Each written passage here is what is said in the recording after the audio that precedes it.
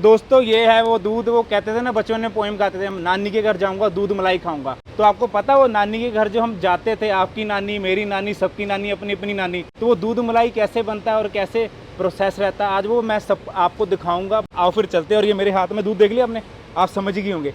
आओ फिर चलते हैं अंदर। तो हाँ जी दोस्तों, आज हम आए हैं वेरका मिल्क प्लांट, और वेरका मिल्क प्लांट में सर हमारे को बताएंगे A to Z सारा प्रोसेस, है ना। नमस्कार सर, कैसे हैं जी? नमस्कार जी। सर कैसे हो? बढ़िया सर, बस आप सर बताओ। बढ़िया जी बढ़िया। Sir thank you so much, पहले तो आपने हमें समय दिया, टाइम दिया। वेलकम। तो सर शुरुआत कैसे रहती है ये बताइए आप। शुरुआत पहले तो मैं अपनी इंट्रोडक्शन देना चाहूँगा। जी। मेरा नाम भरत कोड़ा है, मैं असिस्टेंट मैनेजर हूँ यहाँ पे वेरका में। जो जी। दूध की सबसे पहले शुरुआत होती फार्मर से। जी। फार्मर हमको दूध डालता है। हमने, आप देख सकते हो कि BMC गाड़ी पड़ी है। जी। एक ड्राइवर, एक रूट हमने डिवाइड किए कि जी। एक इतने विलेजेस से ये ड्राइवर ही दूध लेके आएगा। अच्छा जी। वो फार्मर से दूध लेके आता है, उसके बाद हम प्लंजर से उससे अच्छी तरह से मिक्स करते हैं। जी जी ये 20 to 30 मिनट का प्रोसेस है कि उसकी फैट और SNF सेम हो जाए, यूनिफॉर्म हो जाए, क्योंकि तो हमने फार्मर्स को जो पैसे देने फैट और SNF के बेस पे देने हैं। अच्छा अगर जी। फैट और हमने जो सैंपल लेना है वो एक स्मॉल क्वांटिटी का लेना है, इतने बड़े टैंक से। अगर फैट और SNF यूनिफॉर्म नहीं होगी जी। तो उसको सैंपल सही नहीं आएगा। अच्छा इसलिए जी। हम उसे प्लंजर से 20 to 30 मिनट के लिए मिक्स करते हैं। जी। उसका सैंपल लेके लैब में जाता है, जी। उसकी फैट और SNF वैल्यू चेक होती है। फिर हम अडल्ट्रेशन वगैरह चेक करते हैं। जैसे मैंने आपको बताया कि काफ़ी फार्मर फैट SNF को एज ए मनी देखते हैं, तो जी। वो अडल्ट्रेशन वगैरह करते हैं। जी। अडल्ट्रेशन हम चेक करते हैं, अगर वैल्यूज लिमिट में होती हैं जी। वेजिटेबल ऑयल की, तो हम दूध को एक्सेप्ट करते हैं, जी। नहीं तो हम दूध को वापस भेज देते हैं। अडल्ट्रेटेड दूध हम एक्सेप्ट नहीं करते यहाँ पे भी। तो ये कोई पाउडर वाला दूध नहीं होता? नहीं, ये हम फार्मर से परचेज ही तब करेंगे अगर वो दूध ठीक होगा, ठीक होगा, तो नहीं हम तो आप परचेज वापस ही कर नहीं देते हैं। करेंगे। तो सर ये जैसे कि आ रहा है, ट्रक आ रहा है, तो इसमें लोड होगा अब?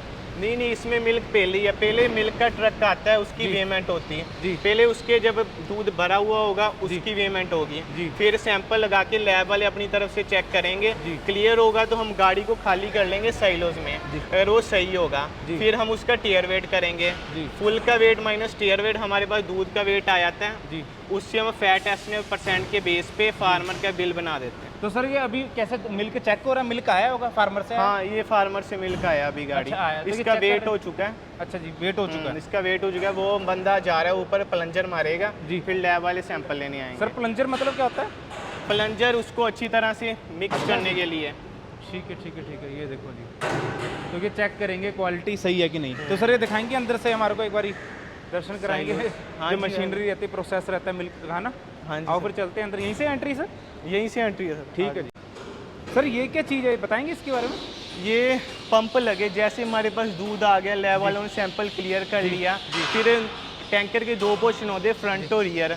हमने लाइन लगा देनी, साइड पे वॉल्व लगा हुआ है, वहाँ पर लाइन लगा दी। पंप के थ्रू जो हमने मिल्क के साइलोज रखे हुए हैं, साइलोज में चले जाएगा दूध। अच्छा, साइलोज में चले जाएगा, क्या बात है। तो ये तो सर ये मैं कह रहा हूँ करोड़ों की मशीनरी होगी सारी, है ना? होगी। तो हाँ जी सर, ये क्या चीज़ है ये बताएंगे आप? यहाँ पे मिल्क की, यहाँ पे ये है कि जब हमने दूध ले लिया, लैब वालों ने क्वालिटी चेक कर दी, तो हमने उसको रो मिल्क साइलोज में खाली कर देना है। उसके बाद दूध की होगी पास्चुराइजेशन। हाँ जी। पास्चुराइजेशन हम इसलिए करते हैं कि उसकी शेल्फ लाइफ बढ़ जाए। अच्छा जी। पास्चुराइजेशन के बाद दूध की shelf life up to 2 days हो जाती है। जी। फिर पास्चुराइजेशन का टेम्परेचर यहाँ पे हम उसको 72.15 डिग्री पे गर्म करते हैं। हाँ जी। 50 सेकेंड लिए होल्ड करते हैं, जिससे उसका माइक्रोबियल लोड कम हो जाता है। जी। फिर तो हम सर ये उसको- मशीनरी कौन सी 1 2 3 जो अंदर है इतनी सारी? यहाँ पे सर पास्चुराइजर लगे हैं 3, 30 KL, 20 KL और 10 KL। अच्छा जी। 30 KL का मीन है कि 30,000 मिल्क पास्चुराइज कर देता है 1 आवर में। 20 KL का भी सेम 20,000 मिल्क पास्चुराइजर कर देता है। 10 KL का भी। यहाँ पे क्रीम सेपरेटर भी लगे हुए हैं, जो मिल्क से क्रीम को सेपरेट कर देता है। अच्छा जो जी। हमारे यूज़ में अगर हमने स्टैंडर्डाइजेशन वगैरह करनी है उसके लिए यूज़ में आती है। अगर घी और टेबल बटर को क्रीम चाहिए होती है, हाँ जी। तो हम उस हिसाब से यहाँ पे भेज देते हैं क्रीम सेपरेट तो करके। अच्छा, यहाँ से ये सेपरेट हो रही क्रीम। हाँ तो ये क्रीम जहाँ कर रही है सर, ये क्रीम बताइए। सर यहाँ पे जैसे घी सेक्शन को क्रीम चाहिए होती है, बटर बना के उन्होंने अच्छा घी जी। बनाना है। टेबल बटर वाले को क्रीम चाहिए होती है, टेबल बटर बनाना है उन्होंने। जी। उस हिसाब से जिस सेक्शन को जितनी क्रीम चाहिए यहाँ से हम भेज देते हैं। ओ भाई साहब, ये चेक कर लो। तो सर ये कौन सी मशीनरी इतनी सारी? ये तो ये CIP रूम है सर। जैसे CIP हमने रूम टैंक मतलब? में CIP होता है cleaning in place. Cleaning in place मतलब जहाँ पे हमने टैंक किया है यहाँ से CIP जाएगी और टैंक्स को क्लीन कर देगी। जब हमने एक बार दूध ले लिया उसके बाद उसको हमको क्लीन भी करना पड़ेगा। अच्छा, वो clean भी करना पड़ेगा? वो CIP के थ्रू होता है। पहले टैंक में पानी जाता है, फिर टैंक में एसिड जाएगा, फिर से पानी जो जाएगा वो एसिड को साफ करेगा। अच्छा, उसके बाद लाई जाएगी कास्टिक, उसके बाद फिर से पानी जाएगा, फाइनल रिंज। ये सारे प्रोसेस से हमारा टैंक अच्छी तरह से साफ हो जाएगा। फिर लैब वाले चेक करेंगे कि टैंक साफ है, स्वैब के थ्रू वो चेक करेंगे कि वहाँ पर कोई माइक्रो बैक्टीरिया तो नहीं आ रहा। जी जी। तो सर ये तो बहुत लॉन्ग प्रोसेस है और ये सारी ऑटोमेटिक मशीन है सर? हाँ जी, ये सारा ऑटोमेटिक ही प्लांट है।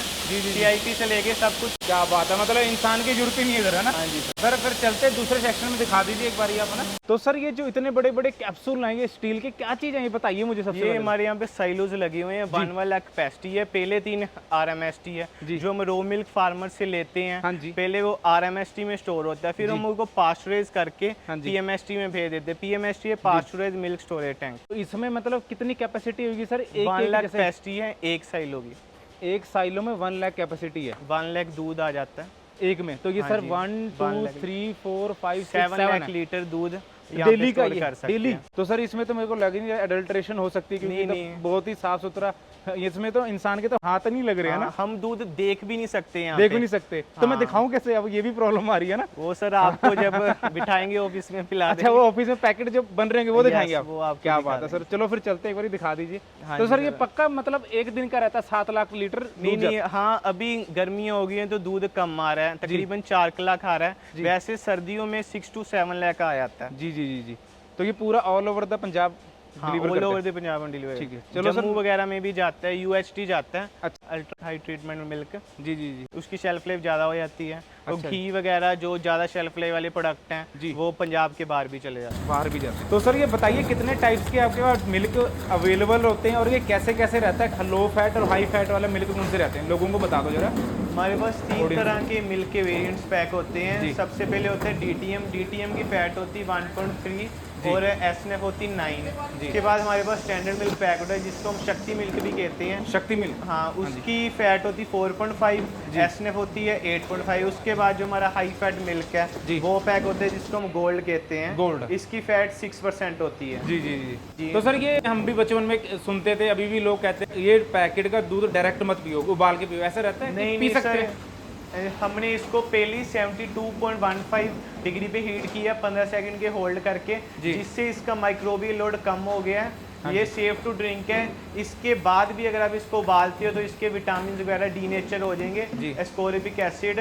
इसलिए हमें पैकेट वाला दूध सीधा ही पीना चाहिए बिना उबाले। बिना उबाल के? हाँ जी। तो मतलब हम वहम पाल रहे होते हैं, ऐसा कुछ नहीं है। और जितना ज़्यादा आप मिल्क को हीट करोगे उतना उसकी न्यूट्रिशनल वैल्यू कम होती जाएगी। तो सर ये लिखा हो जैसे विटामिन A और D2, ये रियलिटी है सर इसमें? हाँ, इसमें हम फोर्टिफाई करते हैं विटामिन A और D2 जो ओकी नेचुरल सोर्सेज से आता है। और सर आपने हमें समय दिया, बहुत बहुत धन्यवाद, थैंक यू सो मच है सर।